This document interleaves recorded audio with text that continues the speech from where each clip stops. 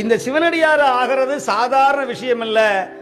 நீ எந்த இடத்துல பிறந்தாலும் கொக்கி போட்டு உங்களை அப்படியே இந்த இளநியை இழுக்கிற மாதிரி இழுத்துட்டு வந்து அவன் வாசல்ல வந்து நிக்க வச்சிருவான். நீங்கள் சதாசிவன் கைலைநாதன் அண்ணாமலை பெருமான். ஆமா, சிவனை நம்புங்க, சிவனை வழிபடுங்க. ருத்ராட்சம் போட்டா குடும்பம்லாம் ஆடாது. உங்களை யாரெல்லாம் இடைஞ்சல் பண்ணானோ அவன் தான் ஆடி ஓடி விலகிருவான். இந்த புண்ணு கொந்துனாதான் ஆறும். நீங்க சொல்லுவீங்க, நான் ருத்ராட்சம் போட்டதுல இருந்து ஒரே சோதனையா இருக்கு. சோதனை இல்லடா, அப்பதான் உன்னை காட்டுறான் யாரெல்லாம் உனக்கு வேட்டு வைக்கிறவன், உனக்கு குடி பறிக்கிறவன் யாரு, உனக்கு யாரு நண்பன், உனக்கு யாரு துரோகிங்கிறத அப்படியே உள்ள இருந்து எல்லா சீலும் எல்லா உள்ள இருக்கிற ஆணியும் வெளியே வருது.